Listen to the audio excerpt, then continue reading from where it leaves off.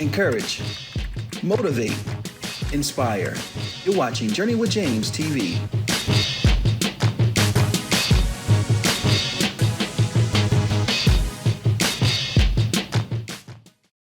Need a budget. I do, bro. But you know what? I'm operating on faith over here.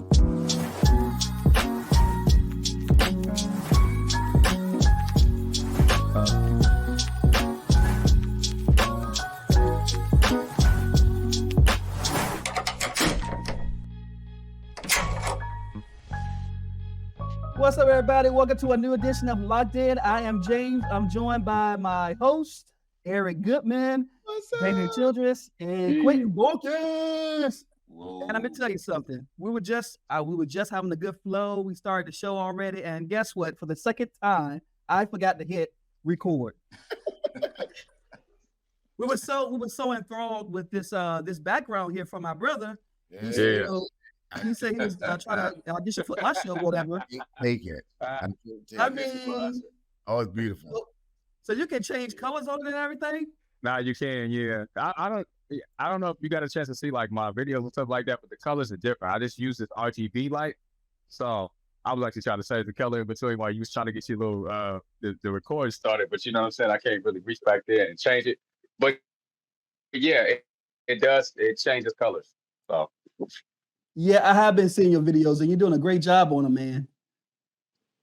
Yeah, appreciate you, man. Absolutely. Trying to be more consistent, you know what I'm saying? We all got to be consistent, man. We all got to get that to that point. I think we all been busy. That's why we do this show once a month, because we got a lot of going on in our lives. We got families, we got careers. I mean, we have entrepreneurs. All you people, all of y'all entrepreneurs. So that means I'm an entrepreneur too. You know, I'm getting there. But with all that said, I'm glad y'all here today. Oh, yes. How you feeling? Here, man. How you feeling, Q? Huh? How you feeling, man? Look into the camera. There you go. I'm trying to, man. You know?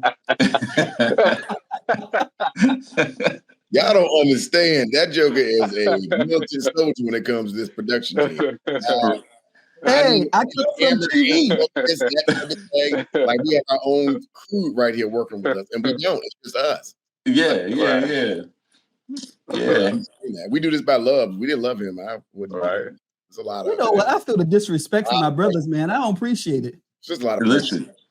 They say you're the hardest on the people you love the most, James. So you know. Okay, so y'all saying I love me? Are y'all saying I love your brother? Is that what you're saying? We're not physically saying it. Yeah, it's almost there. Damien, you gonna leave me hanging? It's a known unknown, James. Forget all this. Look, I'm just glad to be back here, man. It's a fun time, man. We had a good time last time on last show. We talked about the definition of manhood and what do y'all think about that show? The first one. Good. It was good. It was fun. It was a good show, man. I got a chance to look back at it too, bro. It was good. Yeah, so we're growing. We're gonna improve and do those things as we go. But hey, I'm just glad you guys are here. So we're gonna get right into things. We're gonna start the show, and I'm looking for my my animation here for it. We're gonna get into some trending stories for the month. And you know, I did that wrong again. All right. We good now. All right, so there's some stories that I want to go over, just some things that I think is really big right now that's going on in the last month of February, because this is March now. But some things that went on in February. Of course, it was Valentine's Day. First of all, I should say, I know every last one of you took care of your significant others on Valentine's Day. Am I hearing that correctly? Every day. Yes. Come on now. Okay. Every day. You know, and every day. That's a good Love thing. every day. I enjoy Valentine's Day. All day, every day. I enjoyed it as well. By love, 24/7. Yes, okay. All right. I should put the silhouette back in. He auditioned. It's good. He got it. You got my vote. He auditioning. So one of the first stories we want to talk about is President Biden is weighing in on invoking an executive order to stage a border crackdown ahead of the 2024 election. And it's interesting that it's happening before the election, because if you may remember back in the President Trump era, he pretty much did that. He invoked that. And that's why it was so hard for people who are illegal immigrants to come over. But when President Biden took over, they stopped all that. And now we're having an influx, and I mean an influx of immigrants coming in, so much so that they're coming on the border, the southern border, and people, the governor is shipping them to like New York, Washington, D.C., and it's just crazy. So I want you guys to take a look at this before we get into our questions. Considering an executive order to stem the number of migrants at the border. Well, today, the governor of New York saying she's open to that idea. This as New York City says it's cutting back on its funding for migrants so that social agencies here aren't forced to cut their budgets. The governor and mayor both blaming House Republicans for all this. These policies come straight from the Trump book. The backlash already pouring in. The Biden administration considering executive action that would give the president power to bar migrants from claiming asylum if they cross the border illegally. The New York Immigration Coalition sees right through it. We need the Biden administration to champion immigrants and to stop playing into the Republicans' ploy of attacking immigrants. The administration has been under increasing scrutiny by members of the president's own party for not doing enough to rein in the crisis with a direct impact on New York. All right, so this is for anybody who want to speak on it. First of all, the first question that comes to mind, do you blame the Republicans just like that lady was blaming the Republican Party? Well, I can start off. I'm a CNN junkie. Like I stay with, I love CNN. And Tony can tell you this. He's been in my house 1,000 times. But it's the immigration policies and procedures are just at this point they're needing to be revamped. You know, I am a believer in all people having the opportunity to live well and to do well. But also, I think you have to have a proper procedure in place. And I think one of the things they're scrambling now is with the students or the young children that come over with their parents, and they call them, I think, the dreamers. Yes. And what to do about the children, you know. And so some of the adults, so the children don't really have a say. So they come over with the adults and they get stuck here, and they want them to be able to go to college and have a great life and that type of thing. I do think that we need to understand that I don't think we're going to be able to like shut down our borders. I think people will continue to come into the United States.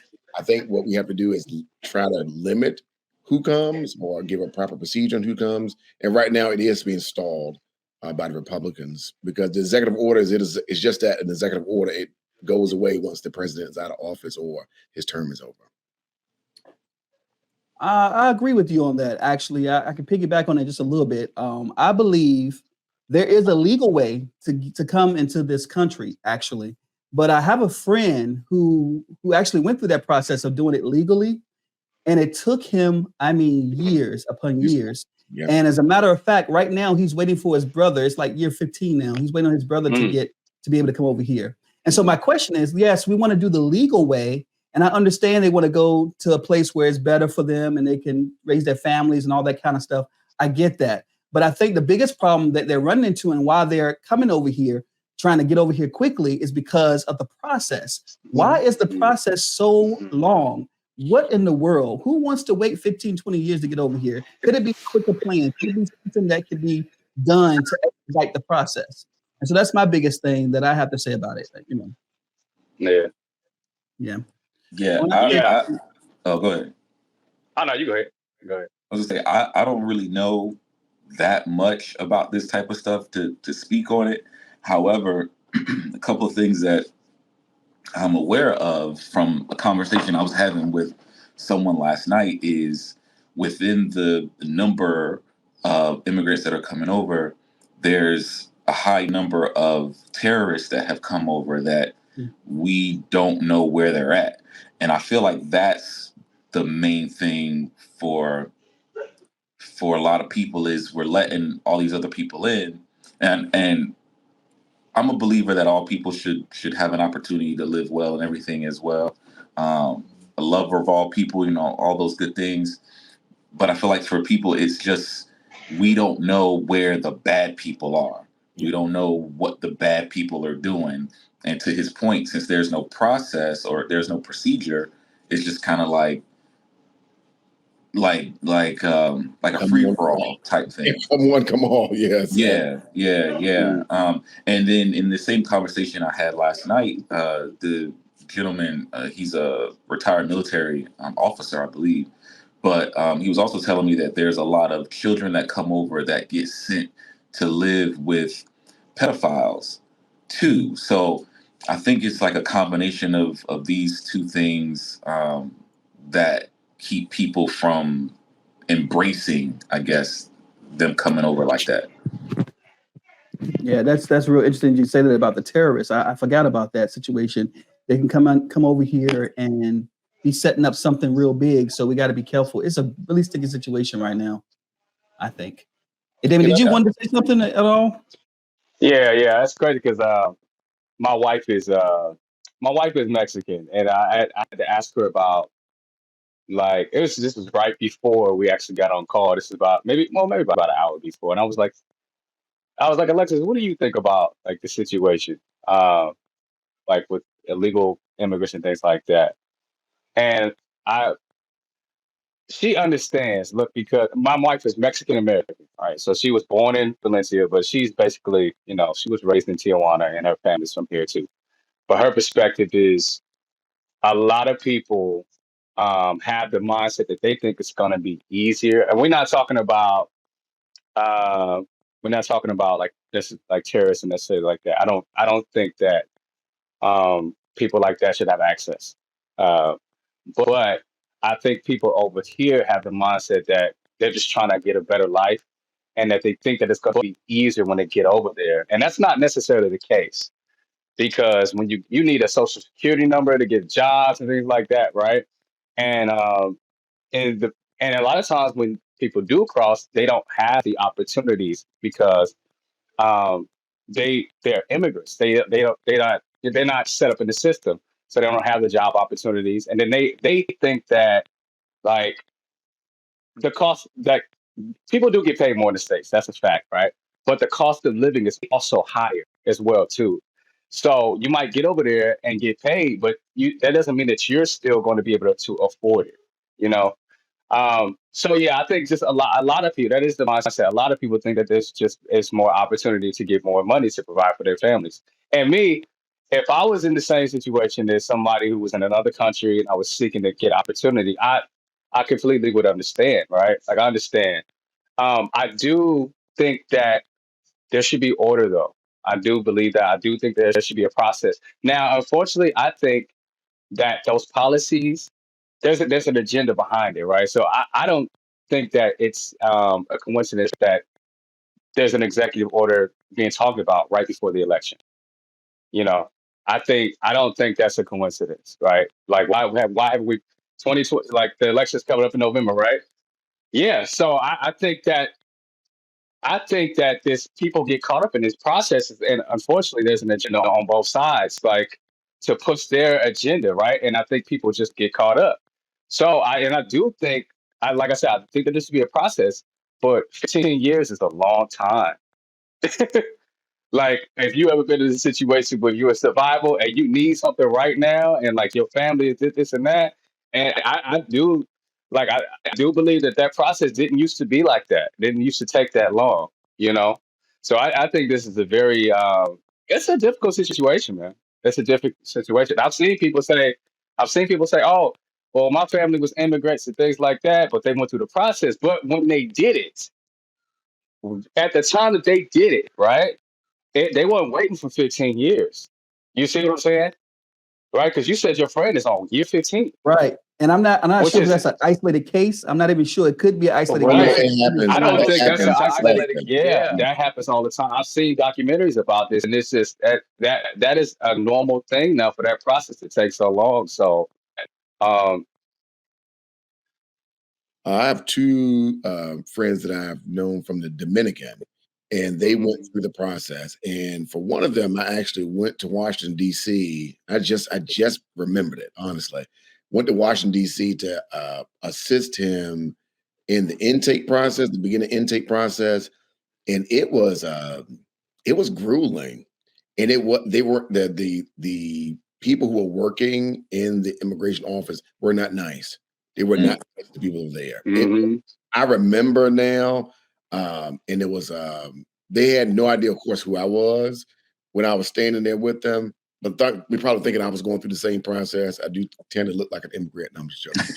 I mean, the way they were talking to the people there, it was not nice. Like, I just remember it just was not nice. And the other point I just wanted to raise was that I think going back to Q's point of Americans embracing immigration, it's very hard to do that when you have Americans that are struggling day to day to pay bills and to live. And you get a lot of illegal immigrants that we have to pay for their medicals, housing, insurance, all this, and taxpayers are flipping the bill for that. And so it's hard to say, who come one, come all, when if I, like you look at how much you pay for medical insurance for you and your children and your spouse and stuff. I mean, you get it's an arm and a leg.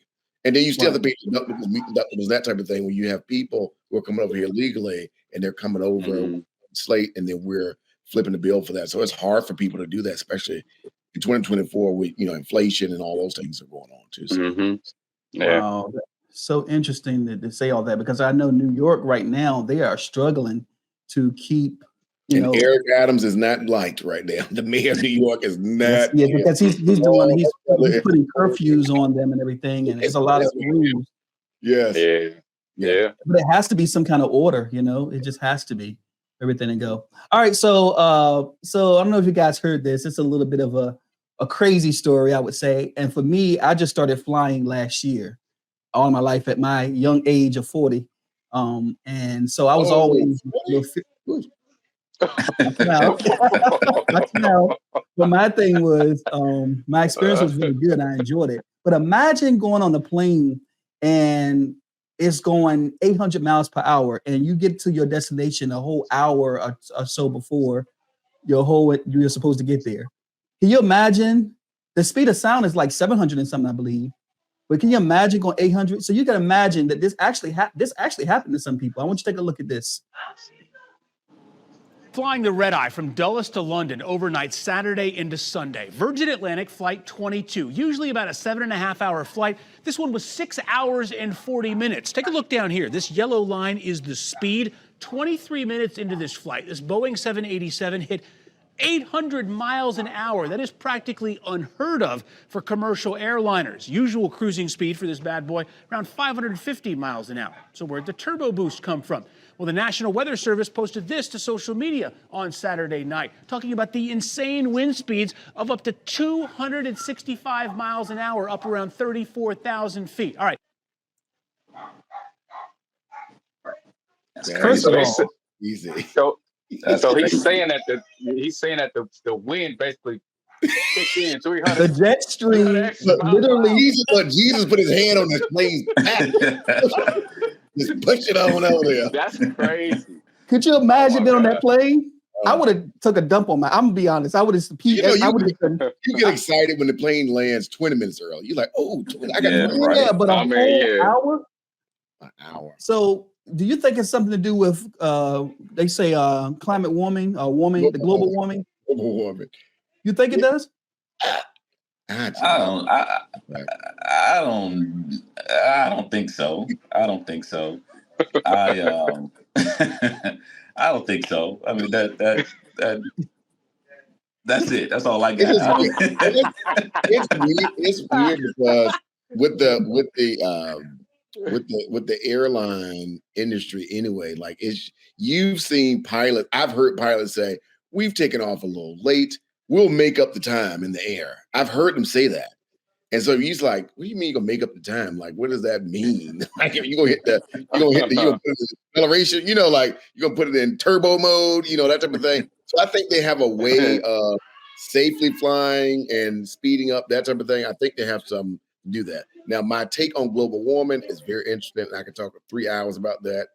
Shout out to Al Gore, who they thought was crazy to talk about global warming in 2000, but today in 2024, it should be in a top agenda item. But yeah, we'll talk about global warming on another show. But I think it just has to do with the pilots and what they want, getting where they want to be. You know, they made me hungry. You know, they want to get there a little early. You know, they shut the restaurants down. No, Time, you this know. is not the case. I mean, everybody was like scared, If you ever man. get to Norfolk Airport after 9 o'clock, you're not getting a drip of coffee. You ain't getting everything is shut down, bro. Let's be clear. I must say, I'm glad they finally doing some renovations on Norfolk Airport because that's a wreck.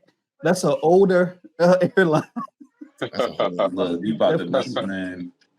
But look, I don't even know. Would you even notice?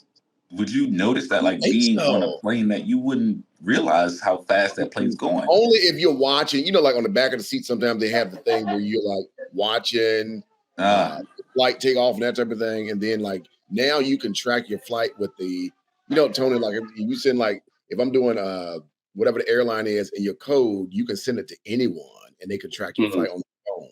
And so if somebody was doing that, you know, maybe you can do that, but unless you just sit back relaxing and hoping you get your snack before they get to the, because they be trying to be like, oh no, this is a slow flight. Yeah, but you're in slow money. I need my ginger ale and my Ooh, you got me thinking about Delta was my first airline I took, and they had them Biscoff cookies. Yep.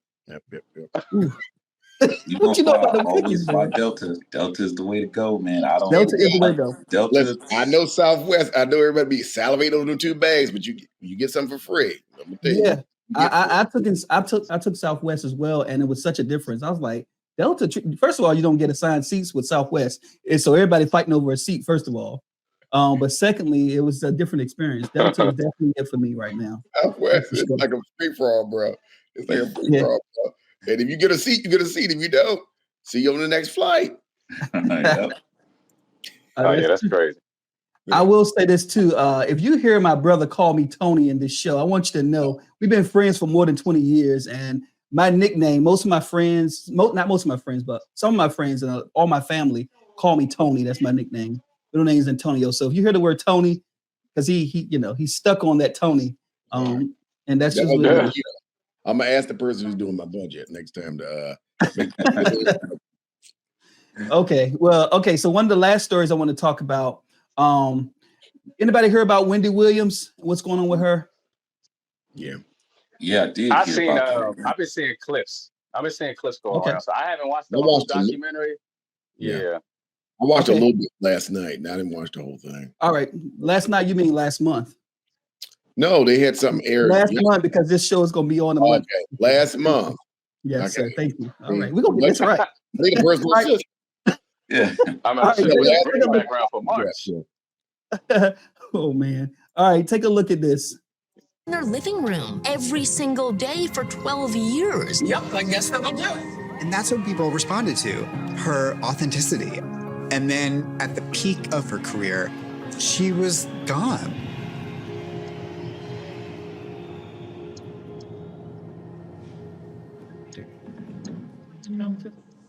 Are we ready? Yeah, waiting on you. All right, and away we go. Love you, Wendy. All I know is how to be famous. I really want to be back on television. You're gonna be back on TV. That's easy.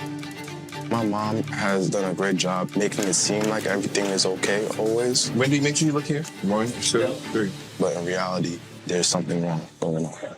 With all that said, I will say they didn't say exactly what was going on with her, but as you can see that she lost her talk show a few years ago. And I think I'll just say this.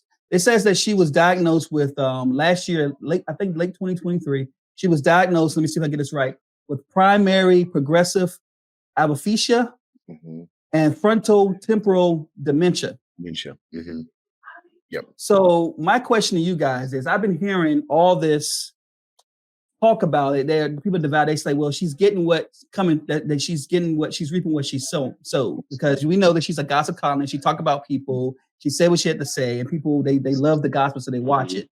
And so that some people are saying that's what she get, and then some people are saying, this is sad. This is actually sad. No matter how you feel about her, she's still a human being, and we're dealing with dementia. So my question to you guys is, what do you think about that statement that people say you reap what you sow? Because people use it a lot when they want to when they feel away. Let's put it that way. Man.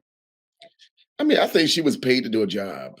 Now, I don't think it's any different from, like, there are millions of people who gossip without a camera. No.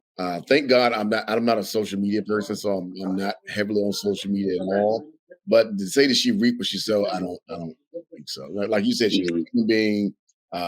Off the camera, probably was a much different person than she was. But I mean, she was paid to do a job, and it was entertaining. Like I used to watch Hot Topics, not to sit and watch a whole show though, but I did watch a few of her pieces, and she was entertaining, just like any other entertainer on air or Oprah or the Breakfast Club. I mean, they all paid to do something else. It's a sad thing to see though when you see somebody deteriorate the way that she is, like, and it's happening fast, and then you see, it's like the people around her and that type of thing. And it affects a lot of people, especially her fans and her fan bases.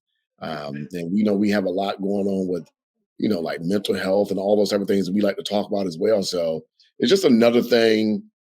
I think just good advice is just don't look at what they say on social media about her and that type of thing. And then with anybody else, you will continue to pray for her, pray for her strength, pray for her family, because that is a hard thing to sit and watch. Like it was, and like I said, last month, I watched a few minutes of it when it first came on. It was hard to watch, honestly. I know for sure I watched the whole thing, and it was definitely hard to watch. And I was almost like, okay, Lifetime, maybe we shouldn't have showed this, but we also got to respect her wishes, because in the beginning, she is the one she's an executive producer, and she's the one that said, I want my life story told. And I think about it, she's been so transparent up to this point. So maybe that's something we do need to see, to really understand that you could be one way one day and be a totally different way another day. So we should always, I think, treat each other with kind of respect and just love on one another, because you just never know. The crazy thing about being like in the limelight like she is the lines get crossed between what she does and who she is. And as entertainers, some of them, they start to take on the identity of what they do. And so like now, rather than her being Wendy Williams, the wife, the mom, the this, the that, the woman, she's Wendy Williams, the entertainer. Like that's now her identity. And so that being the case, you saying, I didn't know this, but you saying that she's the executive producer and she wants this stuff shown, that's a testament to her being an entertainer. Like even in her, I don't want to say, last few years, but possibly she wants this documented and she wants the world to see it. I think that saying she reaps what she's sowing, that's just malarkey.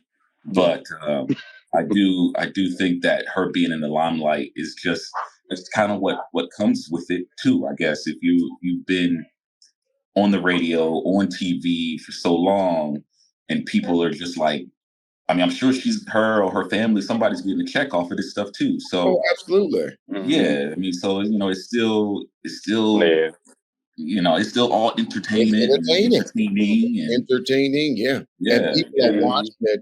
And Lifetime, like right before this documentary came on, they showed all her previous documentaries. Like it's about ratings, and I get people to sit for hours to yell over, and talk about and discuss and hashtag about this woman's life. So it's not people caring about her, like they're saying, "Ooh, yeah, this is sad, but ooh, what else can we learn about her? What else can we learn about her husband? What else can we learn about the affair and all those type of things?" So it's all about the money. I just say that, we got to be careful how we try to make a mockery of people's lives. Like you can't sit there and say, "Oh, you reap what you sow." I mean, I don't understand how people can be so heartless when you see stuff like that. You're watching it, like you can be in that same situation. You got to be careful how you talk about folks. And we got to understand as men of God, we have to understand something, that everybody can change. Anybody can change. And if we don't understand that, then we are just as bad as anything. We got to understand that we all have the propensity to change and that nobody is perfect. And that, like you said, this is her profession. This is what she does. I wonder if she does her profession and she go home and she don't think nothing of it. She's probably living her life, doing her own thing. She's a personality. and she's done it well because I've watched some of it too. I want to see what the scoop is. I ain't gonna lie, but that's just what it is, Yeah. But so we're gonna go ahead and get into speaking of mental background health. change. Where did the background change? Oh yeah, Yeah, because You didn't hear me. You know I what's so said it. blue to I green? I didn't hear you. No, and I'm like, Right. I'm sitting there. I said something's different. No, because James had got on you because he was harping on the fact that this is gonna be here in March, right? So I was like, oh man, I should have had the green background, right? So on the transition, I made sure it was green. So Yeah, I got it. Well, March, brother, it's gonna be green. I got it. Well, yeah, but see, March is my birthday, March 15th. Woo, woo. But my favorite color is blue. So forget the green. Now I need to change back before the show is over. This respect over here. That's disrespectful to change that color, huh? How dare you? All right, let's get to our mental health.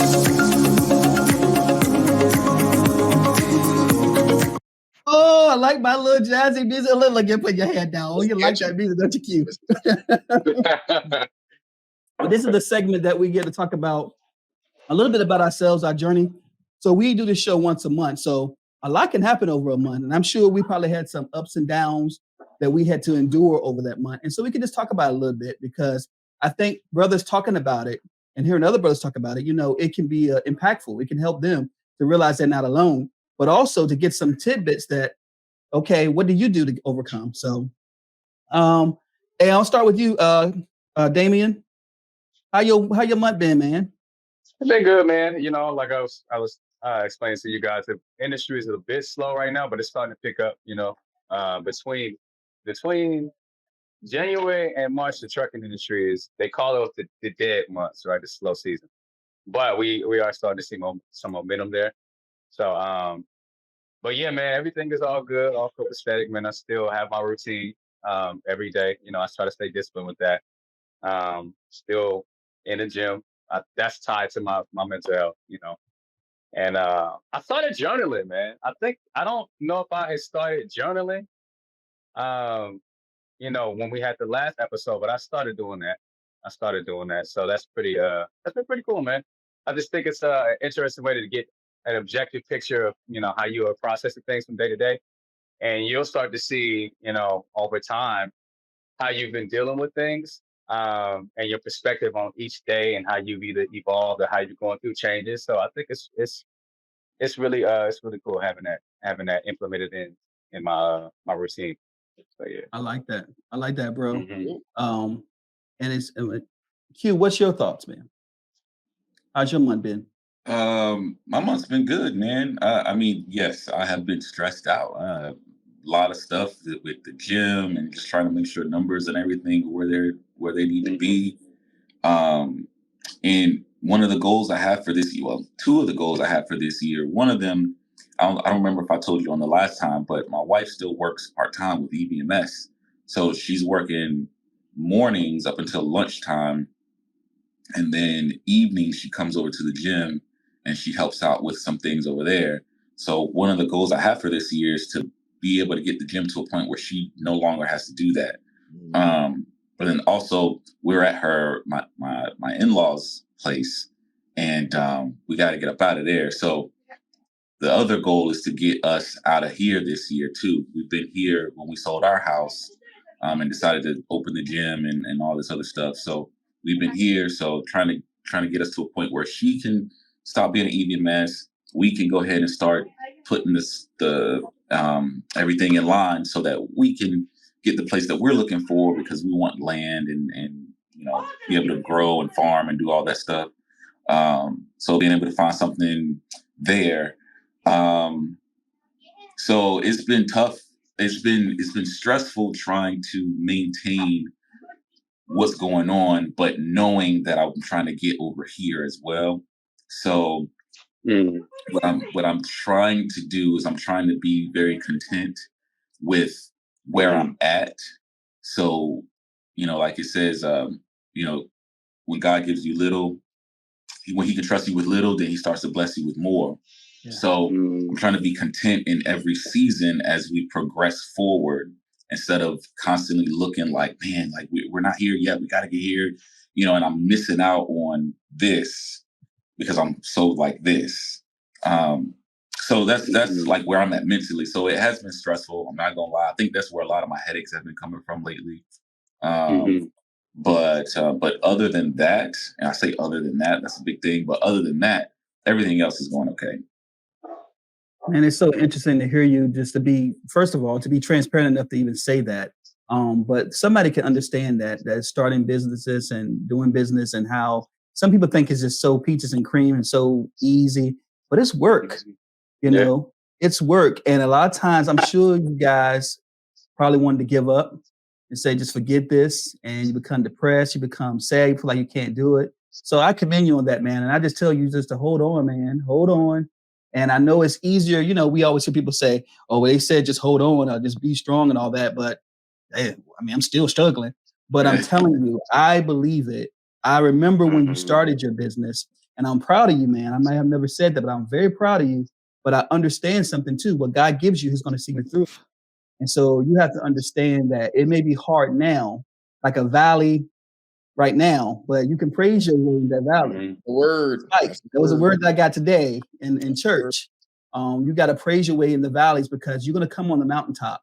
You just keep on striving because you got a good product, you got a good brand, and there's a different brand too when it comes to the bungee exercise, man. That's something very creative, and I think you got something good. So we got you. I'm gonna tell you now, we got you over here, but just stay strong on that, man. I appreciate that, man. I really do. I really do. I appreciate when people genuinely encourage and they don't just say it just to check it on the check mark in the box. So I really appreciate that. I really do. And what we have to do is, since Tony and I are local, we need to come to the gym and try. Yeah, man. Yes. Yeah. Ooh, did I say that out loud? And I'm saying it on air. Ooh, we done held accountable now. Now you're gonna have everybody holding y'all accountable. But it's beautiful. Speaking of that, one of my one-on-one clients, she said that she knows you. Oh, me? Because you used to work. I know you're currently a principal, right? Yeah, currently a principal. Yeah, but I don't know school. Yeah. Okay, I think she said you either used to teach at the same school or she used to work. Somehow in the school system, she knows who you are. And I've been doing this 20 years, so I know a ton of people. Yes, he did. Lord Jesus. Yeah. So that's interesting. Hopefully she said good things about me, though. She did. She was like, she sure did. She texted me when she saw the last one. She texted me and she said, oh my God, man, I can't even remember exactly how she worded it, but basically she was like, oh my God, you know him. He's amazing. It's so wonderful. Keep going. I need some checks. Yes. Yeah. She definitely spoke highly of you, man. And that's one of the reasons I'm in education. Like this profession, if you all have children and stuff like that, or cousins, aunts, uncles, or whoever, just even us, like it is, I think, one of the most underappreciated professions on earth. And you see it in the salaries, you see it in the respect, you see it in the, trying to take library books out of library. I mean, you see it. I mean, it's always consistent on attack. And so but I live for moments like you were just saying, Q, like when I see I was in Costco not too long ago. One of my parents, if you ever been in the Costco deli line for that hot dog and that pizza, free samples. And so one of my parents, my old parents, she ran from behind the counter, stopped the line to come jump to me and was like, have you seen David recently? I was like, no, how you doing? Like that. It was like, not you, Dave, not you, Dave. It was a public service announcement. Not this, that teacher's Dave. I'm not as old as Tony. So he was not one of my students. Man. But I had her son in third grade. I used to do third grade a long time ago. And he is in graduate school at ODU. So that's how long I've been doing that, right? And so she's like, the line is like a conga line, but she's giving me the whole background. You remember when you still? So it's this validation in the work that I do. And I got into this profession because of the humble beginnings and the way I was raised and reared. And I had teachers place positive hands on me. So my mom, single mom, shout out my mom, always raising me. Mom. And I don't know my dad to this day. Never met him, don't know his name. That's a whole nother story. That's a whole nother segment. But the teachers, and they were all female teachers. I didn't have any male teachers. Catapulted me in this profession, and then I was in everything that I've done in education. I've been like the only male. In the elementary school, which I taught at, I was the only male. When I became an assistant principal, I was one of 2 male assistant principals out of 40 schools in the division. And then when I became a principal, I think I was one of only 5 male in the profession. So I know we were talking about over the month, but you got me excited. I get excited when I hear about, the stories that I've helped people with, and it keeps me going. And over this last month, it's been interesting. My son is a freshman in college, so shout out to him doing his thing out there. I'm still not as old as Tony is, because Tony's old. 40 is old, bro. Bro, you older than me. Hold it. Oh. Yeah. Oh, I don't look it though. What'd you say? I don't look it either. We don't want to. I don't look it either. Enough time. I didn't say anything. I'm just. Oh, okay. I'm about to get you together. You started talking about my age. I look like I'm 20, bro. 20 plus what? Exactly. Plus 20 plus 2. Remainder of 3. Just all the stuff. But no, we all look young for our age. All of us. Mr. 38 down there, Q, which I found out last episode. You couldn't listen. We focusing on Eric right now. We talking about him, right? He started it.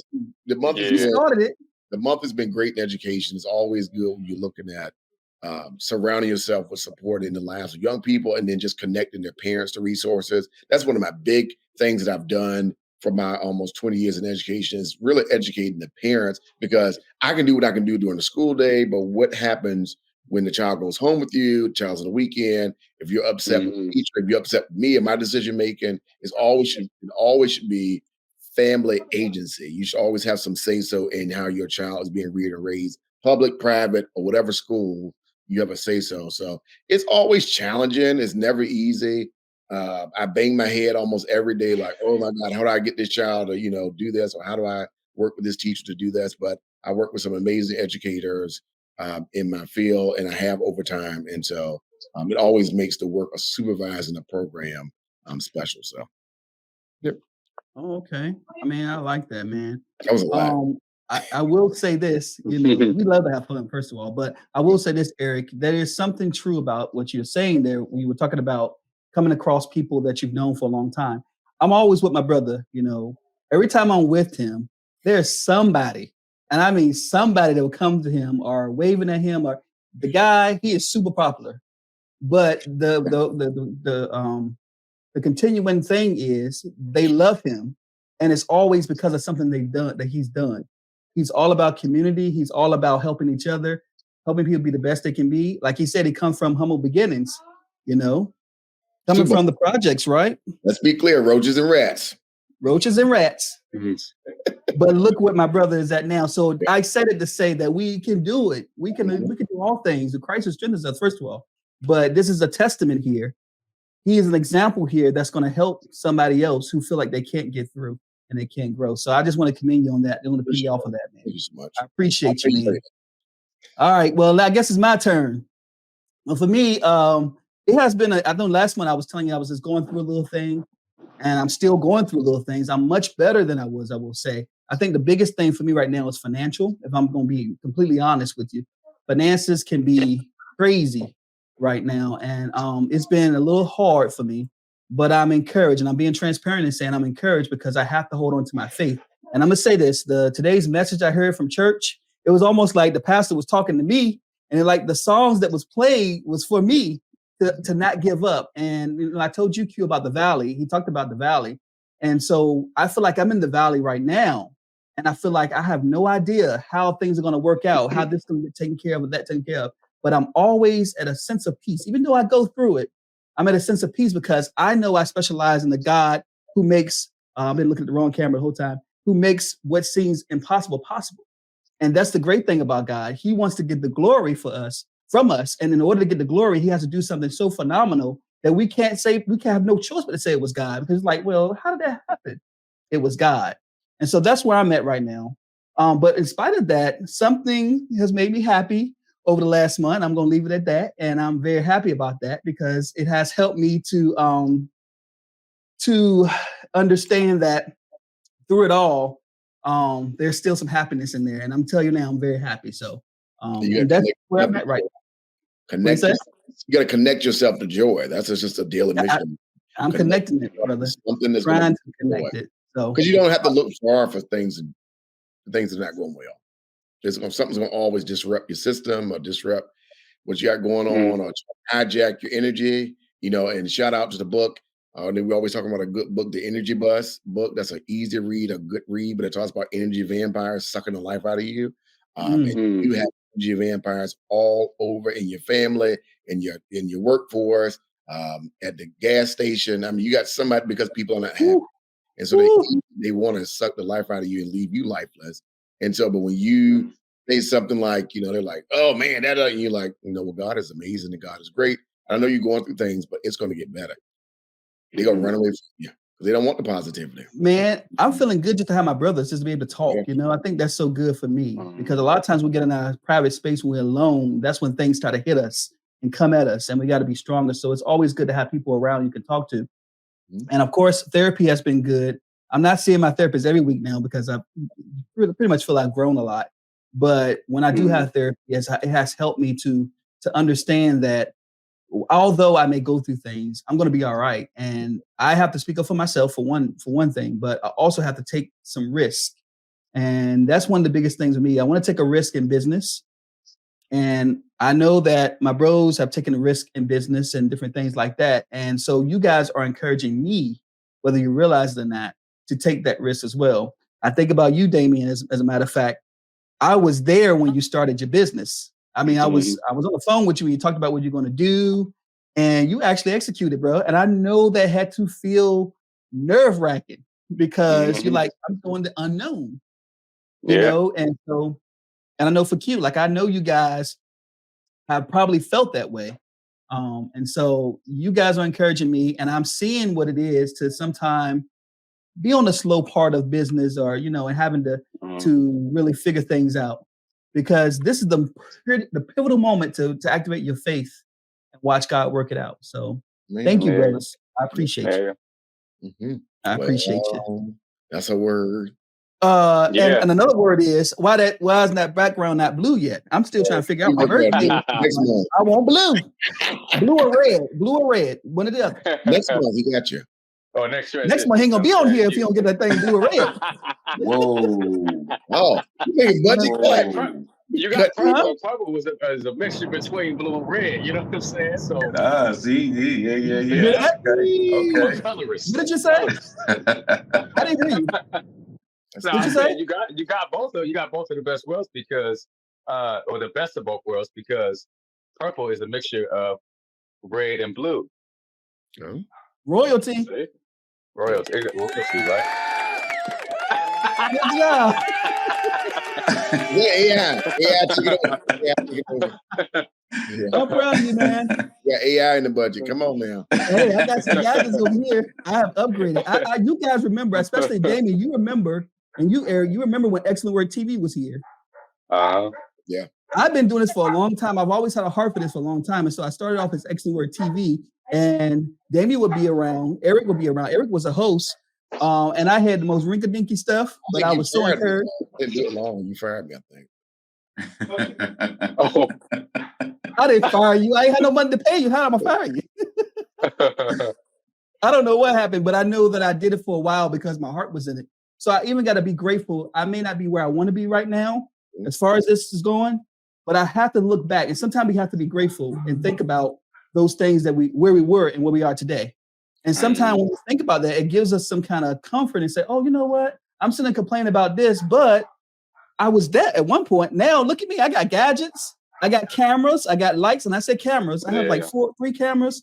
I have lights. I have equipment I need. And I still need more things. But it was a point where I only had one little teeny camera. I had no editing system. You know, my friend LV, shout out to him. He works at Wavy TV. He would use his cameras to help me out. And I would edit on his system. And it was just like, it was a lot. So I'm just saying all that to say, sometimes we got to think about where we are. And so you guys, y'all got businesses, but there's a point where you didn't have any business. Right. Yeah. You got to this point. Right. So we know I ain't coming to preach. That's what I'm not going to do because see how that preacher's in me. Let me move forward. We're going to get to our focus topic. Before you move on, I'm going to harp on that, man, because I think you got a few cues to just talk about this, right? Because like when you have certain goals, right? Like you feel like you're always looking forward, especially as a business owner and somebody who has like a growth mindset. You always want to get better and grow, but you can't help but be where you are, right? And be where God has you. So I'm learning in this time and in this season that I got to be grateful every day. I have to switch. I have to look for things to be grateful every day. And there is something, whether it be my health, I always start with my body, right? I always start with my breath. I always start with my hands, the things that we normally don't thank God for, right? God has given us this body, right?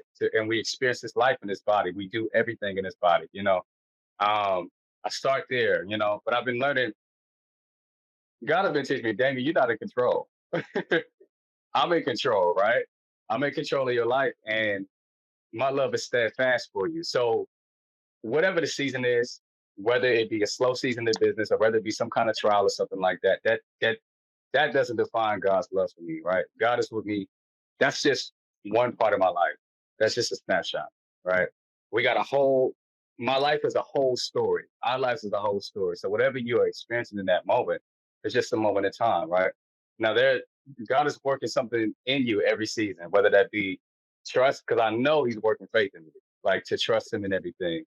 And it really is, like you said, James, it is going into entrepreneurship. It's going into uncharted waters, right? It's like really just walking on water because you don't know what's going to happen, right? It's like you're leaving the security of a job, and a job, a 9-to-5 provides a shielding for you that you don't have when you decide to start a new venture.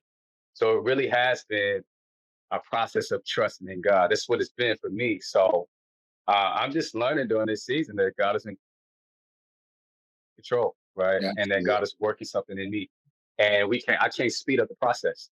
I can't speed up the process, and God he prescribes pressure sometimes, right? Or he pushes us out of our comfort zone, and he leads us into uncharted waters. But he's working something in us at the same time. So I'm just learning to be grateful to have God, be grateful that he loves me and that I'm redeemed, I'm his son, and that he's always working for my good. He's always working for my good, even when I can't see it, So, but yeah. Oh, I love that. Thank you so much. Ooh, I love that, man. We are encouraging one another, man. And in the process of encouraging one another, we encouraging whoever's watching, man. This is good stuff. Mm-hmm. All right, let's go to our focus, our last segment for the night.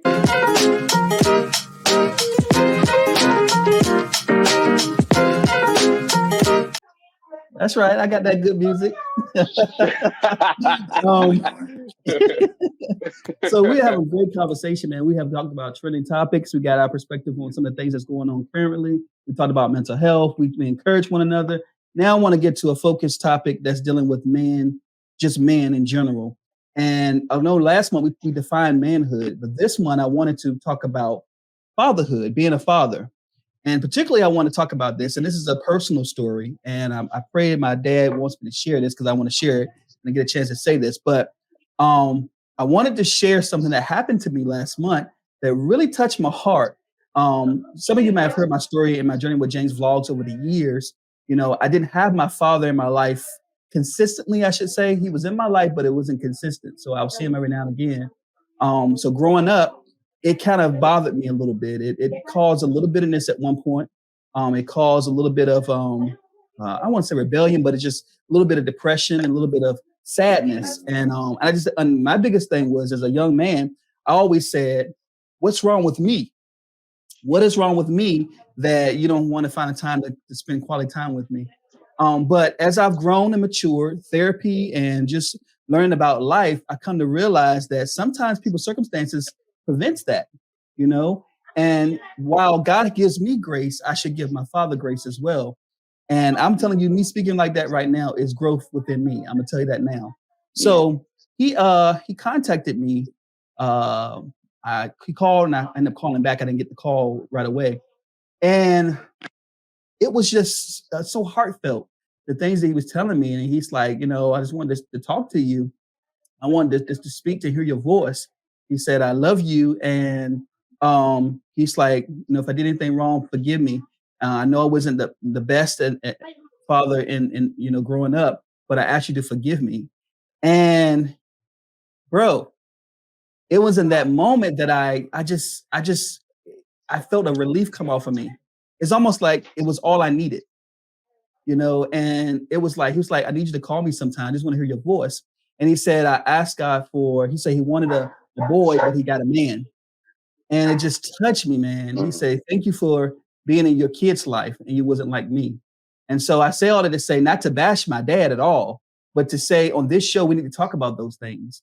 And to say that if he can apologize to me at my age, and I am like, okay, I'm gonna call you some more, and we're gonna build this thing, then I know that he can do it for some other people who may be struggling with that, or bitter with their father. First, you need to understand that I understand why you may be bitter, but it's also important that we open our minds and our hearts to receive explanations, to receive forgiveness, grace, and all that kind of stuff.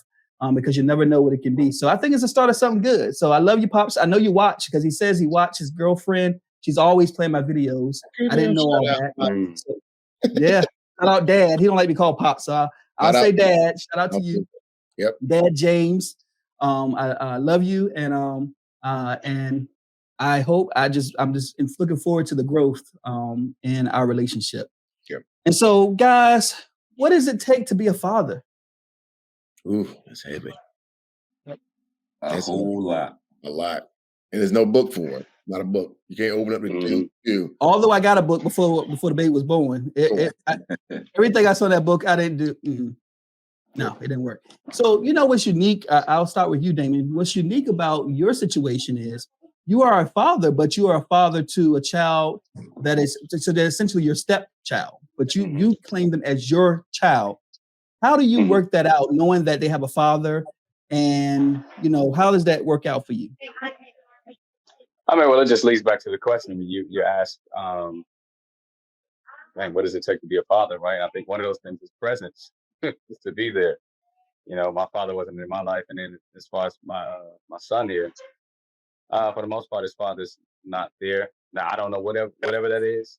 I'm trying to not be judgmental and things like that, but I do think I know that you have to be there. I know you have to put in the effort, and so I understand him, like my son, right? Because my father wasn't there. I met my father like probably a handful of times, and it's but it's probably I don't know. I don't know. It might be a little bit harder for him because he's seen his father for longer than I've seen mine. But yeah, man, as far as me working that out, I just try to be, me striving and me growing, me being the best that I can be every day and showing up. I know that's for him watching. It's not just for me. It's for other people watching. But it's also for him because I know he needs to see that, So yeah, that's how I work it out. Just trying to be the best version of me I can be, right? Because it's for him, it's for my wife. It's for other people watching. When other people see me somewhere else or something like that, and just as I hope to be an example for other people, I want him to be able to have an up close view because we're in the same house.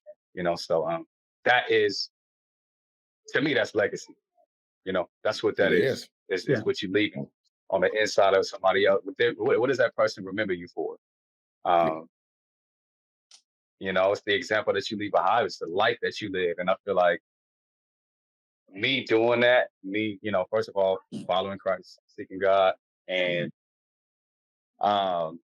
just growing and being the best that I can be every day, striving to do that. That is my ministry. That's what I'm leaving to him. That's it. That's my way of serving him. So that's how I worked it out. And thank you for sharing that. That was beautiful. Beautiful. That's absolutely beautiful. Yeah. I always tend to think about, when you go to a service or especially a Black service, everybody up there crying in the pulpit, falling out, "Oh, take me now," all those type of things. But what if like, how we deal, because we try to get to the macaroni and cheese at the repast. But like, what do you what will people say? Like, what do people And the pound cake. Yeah, and the The pound cake. pound cake. What do you say? Make it dry sometimes. Already wrapped up on top of the tray. But Right. what do you say? What do people say about you? And I do that. So I have 2 boys, and they're 18 and 12. And so I always say to myself, like, even in the midst of chaos and confusion, what will your children say about you? So I recently went up to Richmond, and I had to do Richmond for I'm on the Virginia Elementary School Principals Association board. So we had a board meeting in Richmond, and so my son is in college in Richmond. So I took him out to lunch, and he overwhelmed me with the feedback he gave me about my life, or him being in life. And so me not knowing my dad, it was very scary for me to raise Black boys because my family is mainly female dominant. And so raised by some strong females, which females really can't teach them to be, boys to be men. And so he gave me some feedback, and he talked about watching me work hard. He talked about the decision making that I made as a father growing up, and he just laid it in my spirit. And he said, "Thank you. He thanked me for the sacrifices he made and the sacrifices I'm continuing to make sure that him and his brother are well taken care of." And it was deep and it was emotional, only because sometimes it took me a while to get to that point where I would ask the questions and be vulnerable enough to receive the responses from my child. Because I didn't want to hear it. Not that I didn't want to hear it, I didn't know how I would take it because I was nervous as a dad. And so now that we have that relationship where he's giving me that information, it was beautiful to hear. And like Damien, you were saying, just being that living, breathing example. And I am, I'm divorced, and so my boys we split the time between their mom and I. And so my son being on campus, he's doing his own thing. But my younger son, my 12-year-old, he splits his time, and so sometimes it's rough, for a child to be in a position to have to share their love, share their spaces, share the 2 homes. And so when I was in the home, mainly with my older son, he had that benefit of having both of us, having me, seeing me every single day, day in, day out, that type of thing. My younger son does not. His perspective is different. His perspective on me raising him is different from this perspective of my older son. And so I have to sometimes be, like I said, vulnerable and grown man enough to hear the feedback because he's seeing it differently. And so when he says stuff, and 12-year-olds this day are just, they straight shooters, And so when he says it to me, I have to reflect on it. But it's beautiful being a father. And I think, and I say that there's no book for it because you have to adjust and pivot to do what's in the best interest of your children. And sometimes that's, working extra hours. Sometimes it's, saying I can't work, I need to do this. This is my full-time job. Sometimes it is bringing someone else in that's close to your circle, like my boys love Tony, and sometimes saying, I need you to talk to him because I can't get through to him, so it's that collective approach, but there's no guidebook for it. And then just raising, I think, just raising boys today, whether they're African American, whether they're boys of color, it is a challenging feat, and we need a strong community in order to be able to support us in doing it. Wow, that's good, man. You said it on nutshell. So me and you have similar stories because we're both divorced and we both have 2 boys. Mine will be 10 and 13 this summer. And so I have a teenager on my hand, and he's already acting like a teenager as a preteen. And so it's been a challenge for me because knowing that I didn't have my father in my life, I always said that I will always be there for my kids. And my whole thing was I was going to always be there for them in the house, and there was going to be a presence that I would be there all the time. But as you see, I'm divorced, so it's a separation. And so I had to be extra vigilant, and I had to really, really, really, really make sure that my kids know that I'm there for them despite not being in the house. And I remember a time when I told my son, when this first happened, when we first split up, I told my son, I set him down. I said, my older son, I said, and I think, was he 8 years old? I'm not sure. But I told him, I said, son, I said, I'm not going to be in the house as much, but I have this, I'm going to get you a cell phone, and I want you to reach out to me at any time you want to talk. I'm going to be here for you. And I made that promise to him, and I kept my promise. It didn't last long for reasons I won't even go into. But I wanted to be a person that always kept what I said to be true. And so over the years, it was a challenge for me because I felt like I felt my kids. I felt like I felt as a father because, hey, I'm not with their mother anymore because of life or whatever. So I must be a bad father. And it didn't help that some people were saying things like that. It didn't help at all. But I had come to a realization, and I had to be honest, therapy had to help me on that, because feeling like you're not a good father and you want to be in your child's life, oh, that's not a good feeling at all. That's not a good feeling at all. But I had to understand that I am a good father, and I'm doing the best that I can. And I will try to continue to do the best that I can, knowing that, and God knows it. So despite what people may say or what they may think, I can't let what they do affect me, because a lot of people say stuff out of anger. A lot of people say stuff just to plug at something because they are feeling away. So it's just that kind of thing for me. Gotcha. Thank you for sharing that. Good. Q? Yeah, so I think that I personally have learned, and still learning, and will continue to learn until the day I die, that the best example of a father obviously is God the Father. And so I try to mimic my fatherly ways on that.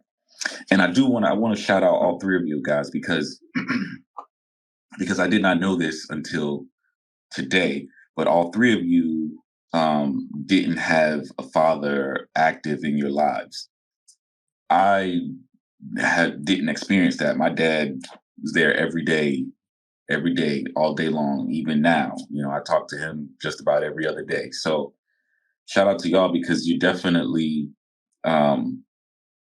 men of integrity, and you're breaking cycles. So I just want to commend all three of y'all on Appreciate that. it. Thank you. Thank you, bro. But yeah, so I try to mimic my ways of being a father from the way that I view God the Father, and his discipline and his love and his correction, and how he handles me, and all of these different ways, and how he does things in the Bible. And that's how, keyword is try, and ain't always successful at it, but I definitely try. So I think when it comes to being a father, like I said at the very first, it's a lot, and y'all know it because you all got kids. So it's a lot that goes into it. It's a lot. Like today, I had to tell my kids, they were in the back seat and driving to church, and every 15 seconds, Papi, da da da da da, Papi, da da da da, Papi, da da da da. And I said, can y'all just stop calling my name for a little bit, please? So I mean, it comes with the territory, but I wouldn't trade it for the world. Having these three little things that I'm responsible for, and I get to shape, and I get to mold, and the same way that we can pass down the generational curses, we can pass down generational blessings. And so that's where I'm trying to break a lot of the things that came before me and turn them into generational blessings going forward. Yeah. So yeah, man, it's a lot that goes into it, but it's worth it. Yep. Wow, man. Such a good conversation on today. Yeah. My goodness, I really appreciate each and every last one of you coming on again and having these topics and having this talk about some serious issues and some serious things that can impact us and make us better men. That's what it's all about. So thank you guys. Anything y'all want to say as we get ready to end the show? Any words of encouragement? Well, never mind. I was gonna make a joke, but I'm gonna let it go. Say what you want to say, because we know I'm gonna get you together. So go ahead. Oh man, I'm always ready. All I know is that payroll gonna be calling you soon. So, bro, I really appreciate y'all doing this. I'm telling you one thing: if I had all the money in the world, you guys would definitely be taken care of. I can promise you that. It is recorded. Because it's recorded, but you know it to be true. A friendship of 20 years, you know it to be true. I do. That's right. You better get it together. So, with all that said, I've known all y'all for a bit of time, but I wish there was a payroll for me as well. But I do it because I love it. But I think it's impactful. You know, I think it has some meaning to it. So I appreciate all y'all for doing that. And so, if anybody's not gonna give any encouraging words, I just want to say to anybody out there, just hold on and be strong. I know you've seen today's show. You may be dealing with something as far as fatherhood. You may be feeling like you're going through baby mama drama or whatever. But I want to tell you guys, you got to hold on, and you can't give up on your kids no matter what. Fight for your kids. Absolutely. Fight for your kids. Whatever you have to do, fight for them. Because at the end of the day, they need to know that you fought for them, and they need to know that you love them. Despite anything you may hear, things coming against you or whatever, fight for your kids because they need you. They need their father. And I sit there and I think about my kids and how they need me. You know, I have one son who likes to fight. He likes to wrestle. And I mean, he can hit hard too. I ain't gonna lie. But I told him that's something that he likes to do with his dad. And the other son likes to talk about, sometimes he talk about the girls or whatever, but they need that. They don't necessarily need that mama for that. They need a guide. They need a guide for them, a guy that's a guide. And their father is the perfect person for that. And so they don't get it out in the streets, you know? So try to be there for your kids as much as possible. And I know it's hard sometimes with the system. The system can be crazy. I think the system is not the way it should be, but we're going to leave that alone as well. But in any event, I just want you guys who are fathers to hold on. And anybody who is going through some things, financial situations or dealing with business, maybe have some things going with business or whatever it is in your life, you got to stay focused on the end goal and stay focused on God, because understand that through the valley, you can praise your way through it and get through it. And I'm speaking to myself as I said, but we're going to hold on another month, okay? All right. So that's it, bros. Thank you, guys. Like always, thank you. Love you. Love y'all. About to run that music.